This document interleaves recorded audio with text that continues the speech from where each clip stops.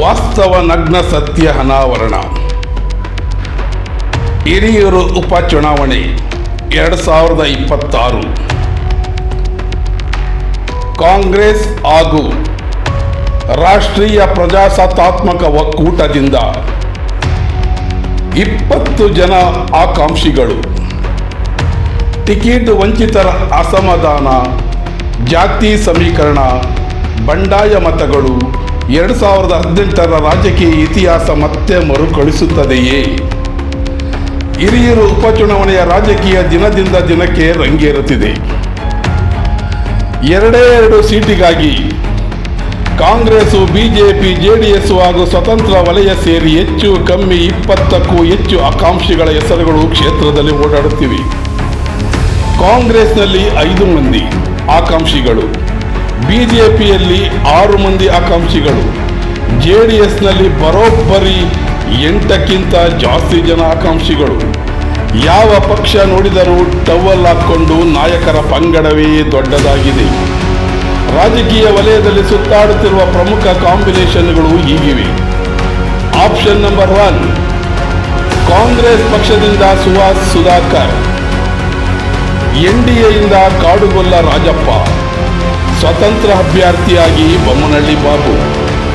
Option number 2, Congress ವತಿಯಿಂದ Shrimati Purnima, NDA ವತಿಯಿಂದ ಕಾಡುಗೊಲ್ಲ ರಾಜಪ್ಪ, ಸ್ವತಂತ್ರ ಅಭ್ಯರ್ಥಿಯಾಗಿ Bommanahalli Babu.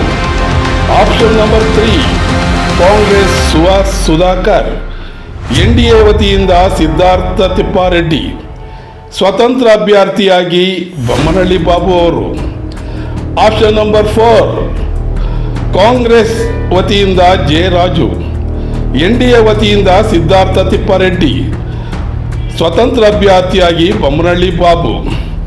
Option number 5, Congress Shrimati Purnima, NDA Siddharth Tippareddy, ಸ್ವತಂತ್ರ ಅಭ್ಯರ್ಥಿಯಾಗಿ Bommanahalli Babu. Option number 5, Congress Suhas Purnima, ಎನ್ಡಿಎಯಿಂದ ಒಕ್ಕಲಿಗ ಅಭ್ಯರ್ಥಿ, ಸ್ವತಂತ್ರ ಅಭ್ಯರ್ಥಿಯಾಗಿ ಬೊಮ್ಮನಹಳ್ಳಿ ಬಾಬು. ಹೀಗೆ ಸುಮಾರು ಆಪ್ಷನ್ಗಳು ಚುನಾವಣಾ ರಂಗದಲ್ಲಿ ಚರ್ಚೆಯಲ್ಲಿ ಹರಿದಾಡುತ್ತಿವೆ. ಈ ಎಲ್ಲ ಆಪ್ಷನ್ಗಳನ್ನು ಗಮನಿಸಿದರೆ ಕಾಂಗ್ರೆಸ್ ಹಾಗೂ ಎನ್ಡಿಎ 2 ಪಕ್ಷಗಳು ಕೊನೆಗೆ ತಲಾ ಒಬ್ಬ ಅಭ್ಯರ್ಥಿಗೆ ಮಾತ್ರ ಟಿಕೆಟ್ ನೀಡುವುದು ಬಹುತೇಕ ಖಚಿತ. ಆದರೆ ನಿಜವಾದ ರಾಜಕೀಯದ ಕತೆ ಟಿಕೆಟ್ ಘೋಷಣೆ ನಂತರವೇ ಆರಂಭವಾಗಲಿದೆ. ಕಳೆದ 2 ವರ್ಷಗಳಿಂದ ಕ್ಷೇತ್ರಾದ್ಯಂತ ಸಂಘಟನೆ ಮಾಡಿಕೊಂಡು ಜಾತ್ರೆ, ನಾಟಕ, ಮಾರಮ್ಮನ ಹಬ್ಬ, ಕ್ರೀಡಾಕೂಟ, ಸಮಾಜಮುಖಿ ಕಾರ್ಯಕ್ರಮಗಳು ಹೀಗೆ ಪ್ರತಿಯೊಂದು ವೇದಿಕೆಯಲ್ಲಿ ಒಂದಲ್ಲ ಒಂದು ಹಗಲು ರಾತ್ರಿ ಶ್ರಮಿಸಿದ ಆಕಾಂಕ್ಷಿಗಳ ಅಭಿಮಾನಿಗಳ ಬಳಗ ಈಗ ಪ್ರತ್ಯೇಕ ರಾಜಕೀಯ ಶಕ್ತಿಯಾಗಿ ರೂಪುಗೊಂಡಿದೆ. ಇಷ್ಟೆಲ್ಲ ಕಾಲ ಸಂಘಟನೆ ಮಾಡಿಕೊಂಡು ಹಣ, ಸಮಯ, ಪ್ರಭಾವ ಹೂಡಿಕೆ ಮಾಡಿದ ಬಳಿಕ ಬಂದ ದಾರಿಗೆ ಸುಂಕವಿಲ್ಲವೆಂದು ಸುಮ್ಮನೆ ಮನೆಗೆ ಹಿಂದಿರುಗುವುದು ಅಷ್ಟೊಂದು ಸುಲಭವಾದ ಮಾತಲ್ಲ. ಅಭ್ಯರ್ಥಿಗಳು ಪಕ್ಷದ ನಿರ್ಧಾರಕ್ಕೆ ಮೌನವಾಗಿರಬಹುದು, ಆದರೆ ಹಿಂದೆ ನಿಂತಿರುವ 100 ಕಾರ್ಯಕರ್ತರು ಮತ್ತು ಅಭಿಮಾನಿಗಳು ಮೌನವಾಗಿರುವ ಸಾಧ್ಯತೆ ಬಹಳಷ್ಟು ಕಡಿಮೆ. ಯಾರ ಅಭ್ಯರ್ಥಿಗೆ ಟಿಕೆಟ್ ವಂಚಿತರಾಗಿದೆಯೋ ಅವರ ಅಭಿಮಾನಿಗಳಲ್ಲಿ ಅಸಮಾಧಾನ ಸ್ಫೋಟಗೊಳ್ಳುವುದು ಸಹಜ. ಅವರು ಪಕ್ಷದ ಅಧಿಕೃತ ಅಭ್ಯರ್ಥಿಗೆ ಕೆಲಸ ಮಾಡುತ್ತಾರೆಯೇ ಅಥವಾ ಪರೋಕ್ಷ ವಿರೋಧಕ್ಕೆ ತಿರುಗುತ್ತಾರೆಯೇ ಅಥವಾ ಪರ್ಯಾಯ ಅಭ್ಯರ್ಥಿಗೆ ಬೆಂಬಲ ಘೋಷಿಸುತ್ತಾರೆಯೇ? ಇದೀಗ ಇದೇ ರಾಜಕೀಯ ಯಕ್ಷ ಪ್ರಶ್ನೆಯಾಗಿ ನಿಗೂಢವಾಗಿ ಉಳಿದಿದೆ. ಈ ಮಧ್ಯೆ ಈಗಾಗಲೇ ಅನೇಕ ಟಿಕೆಟ್ ಆಕಾಂಕ್ಷಿಗಳ ಬೆಂಬಲಿಗರು ಸ್ವತಂತ್ರ ಅಭ್ಯರ್ಥಿ ಬೊಮ್ಮನಹಳ್ಳಿ ಬಾಬು ಅವರ ಸಂಪರ್ಕದಲ್ಲಿದ್ದಾರೆ ಎನ್ನುವ ಮಾತುಗಳು ಕ್ಷೇತ್ರದಲ್ಲಿ ಬಿರುಸುಗೊಂಡಿವೆ. ನಮ್ಮ ಅಭ್ಯರ್ಥಿಗೆ ಒಮ್ಮೆ ಟಿಕೆಟ್ ಸಿಗದಿದ್ದರೆ ನಾವು ನಿಮ್ಮ ಜೊತೆ ನಿಲ್ಲುತ್ತೇವೆ ಎಂಬ ಭರವಸೆಗಳು ಒಳ ಹೊರಗೆ ಕೇಳಿಬರುತ್ತಿವೆ ಎನ್ನಲಾಗಿದೆ. ಈ ಎಲ್ಲ ರಾಜಕೀಯ ಲೆಕ್ಕಾಚಾರಗಳ ಪ್ರಕಾರ ಟಿಕೆಟ್ ವಂಚಿತ ಅಭ್ಯರ್ಥಿಗಳ ಅಸಮಾಧಾನಿತ ಅಭಿಮಾನಿಗಳ ಬಳಗದ ಒಂದು ಭಾಗ ಬೊಮ್ಮನಹಳ್ಳಿ ಬಾಬು ಅವರತ್ತ ತಿರುಗುವ ಸಾಧ್ಯತೆಯನ್ನು ರಾಜಕೀಯ ವಲಯದಲ್ಲಿ ಅಷ್ಟೊಂದು ಸುಲಭವಾಗಿ ತಳ್ಳಿ ಹಾಕುವಂತಿಲ್ಲ. ಹಾಗೇನಾದರೂ ನಡೆದರೆ ಮತ ವಿಭಜನೆ, ಒಳ ಅಸಮಾಧಾನ ಹಾಗೂ ಬಂಡಾಯ ಮತಗಳ ಪರಿಣಾಮ ಚುನಾವಣೆಯ ಅಂತಿಮ ಫಲಿತಾಂಶದ ಮೇಲೆ ಗಂಭೀರ ಪರಿಣಾಮ ಬೀರುವ ಸಾಧ್ಯತೆ ಇದೆ.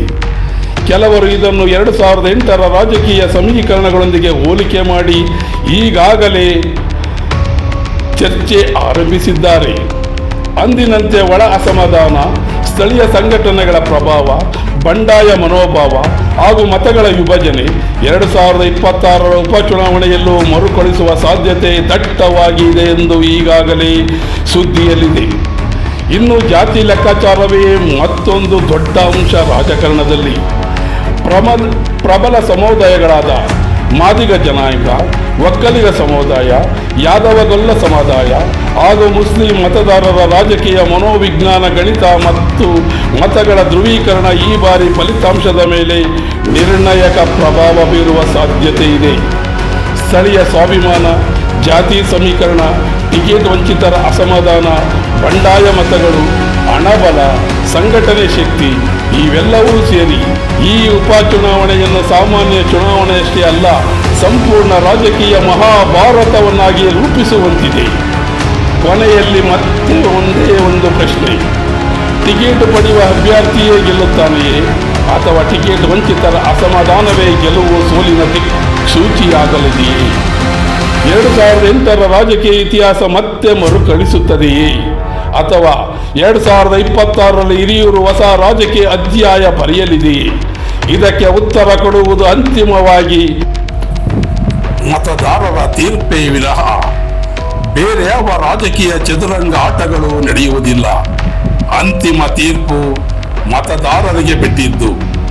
ಮುಂದಿನ ಫಲಿತಾಂಶದ ಬಗ್ಗೆ ಕಾದು ನೋಡೋಣ.